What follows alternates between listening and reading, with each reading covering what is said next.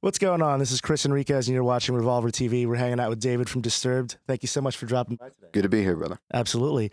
So you guys had a bit of a hiatus. I wanted to ask you about that. Like sort of if you could walk us through, what caused you guys to take a break, and I know everyone needs to do it, and then ultimately regroup again.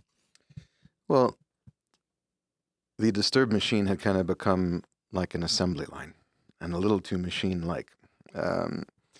When you go through the process of make a record tour, it kind of starts to feel like you're punching a time clock, Right, in a right. way. And you're not creating when you're inspired, you're creating when it's time. The record label says it's Right. time. Well, What's happening? I mean, Yeah. truth be told, not to put any of the onus on them, because the label has never pressured us into anything.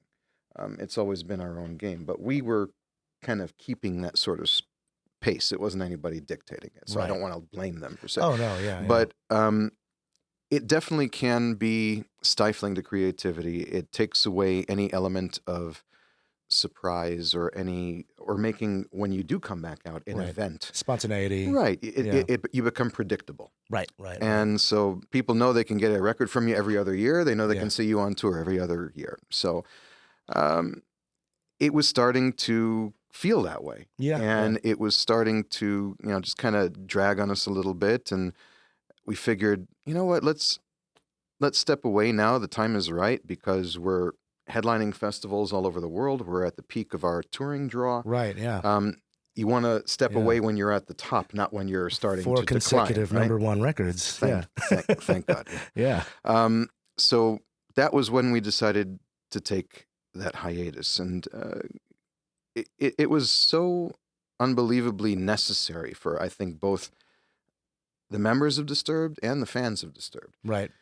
I think it helped us as band members rediscover our love, for it, and gain a new level of appreciation for it. Yeah. Absence does, in fact, make the heart grow fonder. Kind of bring it back to, why you guys did this in the first place together, I'm sure, right? Yeah. To a certain extent. I mean, that.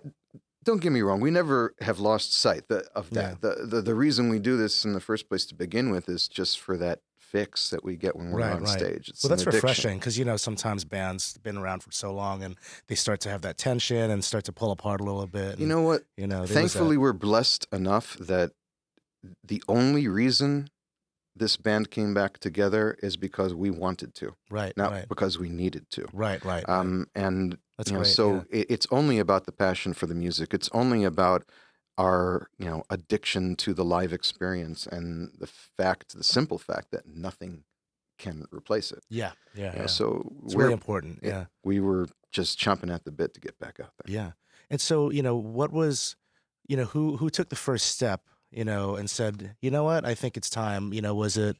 It wasn't any one person that, said, hey, it basically started with Danny coming to visit me in Texas, in Austin, Texas, when about January of 2014.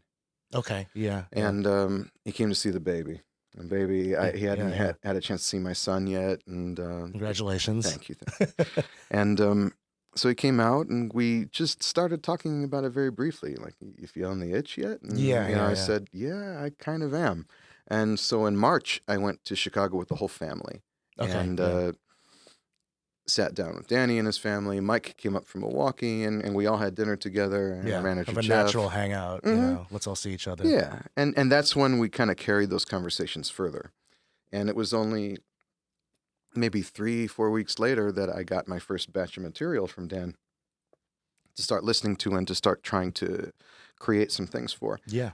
Just some rough progressions. And I was busting my head on them for the better part of a month, and kind of was hitting a wall. Not that I wasn't coming up with ideas creatively, but I wasn't trusting them.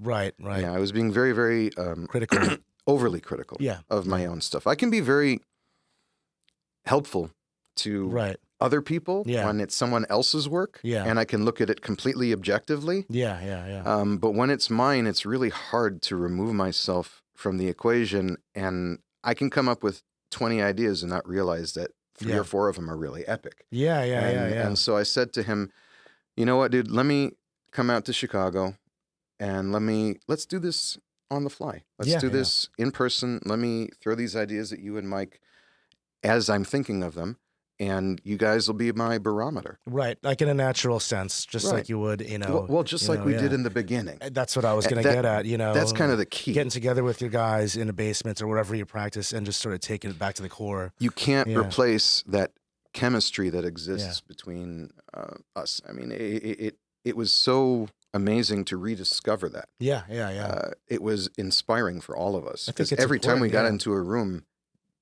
great stuff was coming. Yeah. And that's the secret, I think, to longevity, which you guys have. Yeah. I'll tell you, we'll never do it any other way. After years and years of relying on technology and sending music files back and forth across the country, me in Austin, Texas, Dan still in Chicago, Mike now lives outside of Milwaukee. It was nice to have it just be human. And real and organic, and to have that instant reaction. Right. So can you tell us, like, I mean, I have the new record. I got the Advance. It's got that classic sound, but it's also got an evolution to it, which is important. And your new single, Vengeful One, what made you pick that particular song and release it as a single? Tell us a little bit about that and the new record in general. Well, let's start with the song itself.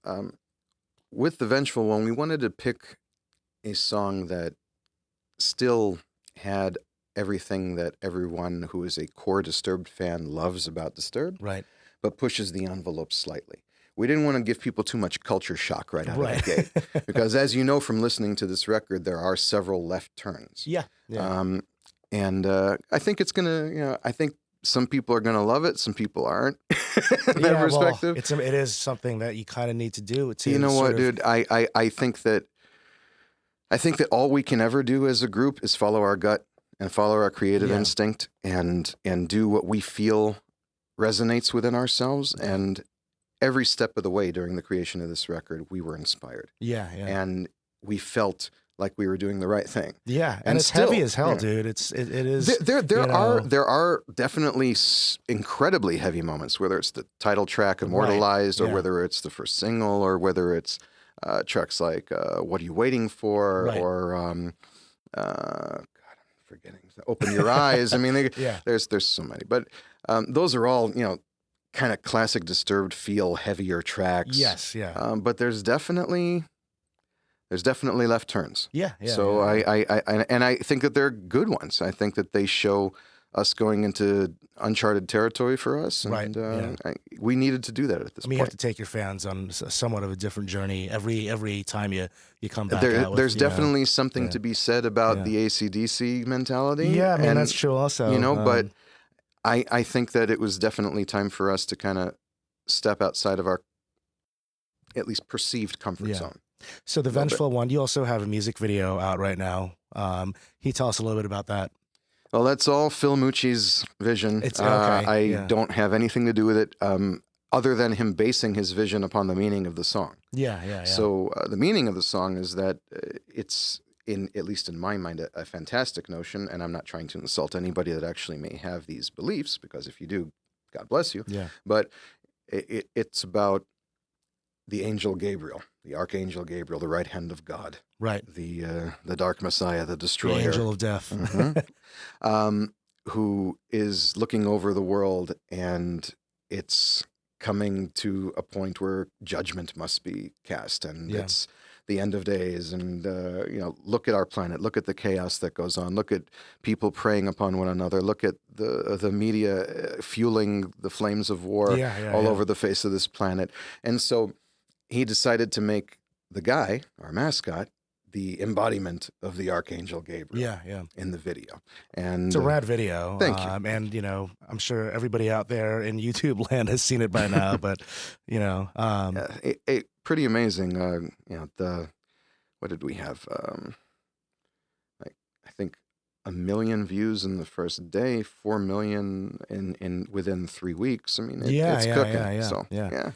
Well, what can we expect in the near future in terms of touring and, What do you guys have planned right now? I'm sure there's a lot of festivals and a headlining tour. Nothing confirmed yet. Really? Well, the thing is that when Okay. you keep something a secret for so long, you can't exactly plan for it. Right, and I guess maybe you have some things up your sleeve that we will have to keep on our toes for. Definitely. Right now, the only thing that has been announced is the day of release show in Chicago at the House of Blues. Yes, that's right. We will be announcing an additional string of dates as soon as we have all of the details finalized.